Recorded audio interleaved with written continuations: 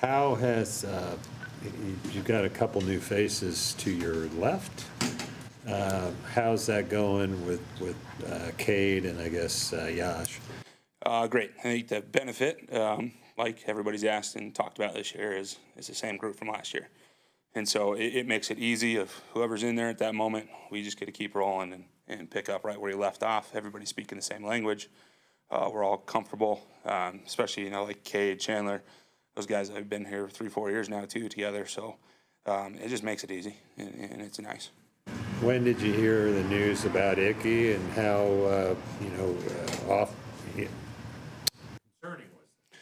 Yeah, we were all hanging out Saturday night, last week. Did a little get together with Rob, celebrating his birthday, and he was complaining. He was like upset stomach, wasn't eating.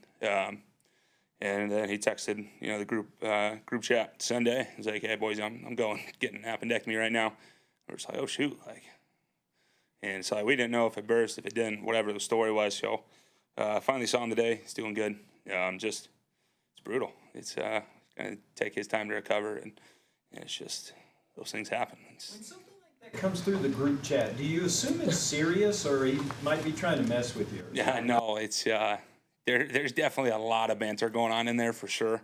But this one, there was no talk going on in the moment, so it came through cold. So I was like, "Oh shoot!" All right, here we go. So it was scary. We're all praying for him, doing everything, keeping him thoughts, with him, and it's just good to see him back in the building today. His first day back. Yeah. I know Dave said he's hopeful for next week. I mean, did you even get into that at all with it? Yeah, no, it's tough, and that's the thing too. Those things are so different for each individual that goes through them, right? And so just take his time, feel good. Don't be rushing in and cause yourself any more hurt doing dumb things. Just it's a long season. At what point could you feel the benefit of having the continuity back in the O-line room? When did we get here? April? It's just awesome. Just to be able to pick up in that communication through last year, through that momentum we had, get into last year, with everything going there, and just the expectations that we set for ourselves. We got to raise the bar. We got to raise our level of play and continue to push this team to new heights. And I think that's just our goal every day.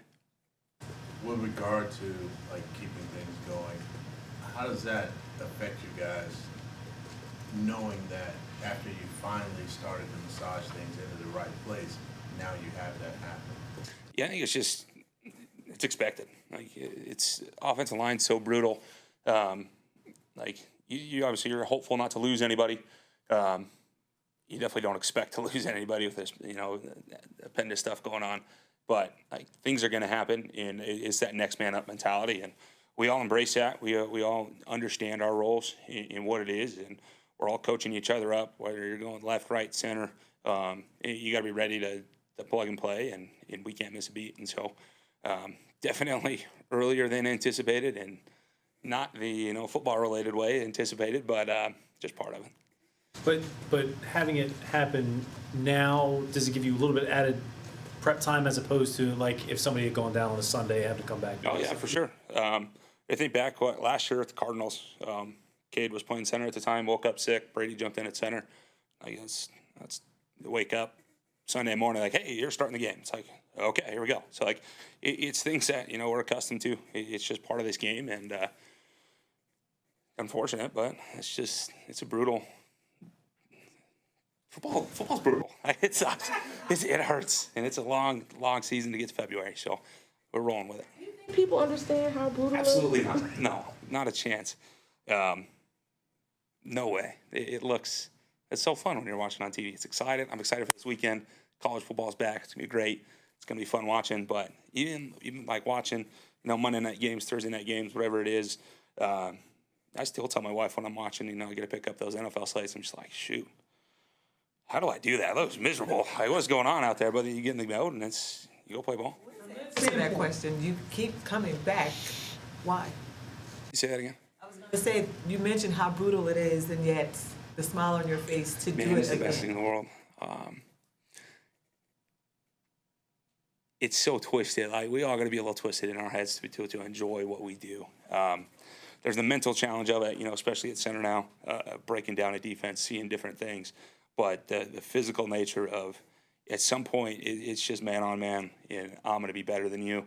And that there's nothing else in this world that you can do that's going to allow you to challenge another individual at that level. And you're not going to win every time, and that's fine. And a lot of the things I take with offensive line comes from my wrestling background. Growing up wrestling, when you're on the mat, it's you versus him, and if you lose, you got no one else to blame. And so that's that mentality I try to take in the offensive line. When you're in a solo block, like, you got no one else to play. You got to do your 1/11th on the field, and when you get 11 guys coming together to do that, like, you get something pretty special. From that physical toll perspective, does this weekend become kind of sacred because it's the last one for a long time? Yeah, it's kind of like that last weekend before training camp.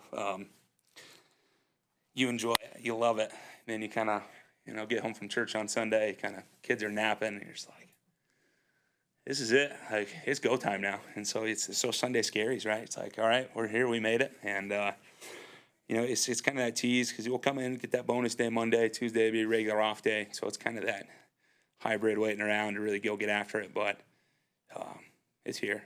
We're excited. It was a great camp. It's a long camp, and we're just excited to finally go do something meaningful now. You got anything special planned for the weekend? Yeah, we're celebrating the kids. Yeah, all 3 of their birthdays coming up. So our son just turned 1. Our girl turned 3. Her and I share a birthday, so I no longer have a birthday. See, when 18 years, she gets out of the house, I can celebrate again, maybe. And our son will turn 5 as well. So, we might get a little Chuck E. Cheese action. Go get after it, let them run around for a bit, and obviously church on Sunday, and just relax and enjoying the family. Talking about mano a mano, I'm assuming you've had some of those with Derek Brown. What's it like trying to take him on? Man, it's good having him back. There's no question about it. He's just he's a freak individual. That's just like what you got across this league. And so to be able to get practice against that, he's going to make it. It's just going to pay those dividends down the road, and he's going to beat you. Like, he's going to. Like, you got to get your hands on when you can, and you got to be good. You got to be, your body angle's got to be right, hand placement's got to be right, because he can exploit them quickly, and it's a large individual getting moving fast. I was going to ask you what makes him special. Yeah, he's the size, the power, the twitch, the ability to jump in and out. Like, he's got it, and for 6'5", 330, whatever he is, to move like that, it's tough. This was another kind of curveball for Bryce with Adam leaving. How have you seen him sort of develop in terms of learning how to handle things coming at him, whether it's what he dealt with as a rookie to last year to something like this happening right before the start of the season? Yeah, he's seen a lot in his career. So I think his ability to mature through it all, I think this is just another part for him to grow through, and his maturity throughout OTAs through his training camp. Like, he's done an awesome job of just stepping up and being great from day to day, just taking it moment by moment. And it hurts losing Adam. Like, he's just such a great locker room guy, such a great person. Family's amazing, and like, it's tough. It's the personal side of football that sucks, that nobody else will understand. Where I see Adam, was it yesterday morning, and then all of a sudden he's on a plane to Minnesota. Like, it happens that fast, and it's just that part of this world that, like, you just have to embrace, and you just count those blessings, those moments. You love them, and you see them down the road, and it's fine. And as we move on, things are going to be just fine, and we're just going to keep clicking. And Bryce has done the same thing ever since he came back playing at the end of last year. Thank you.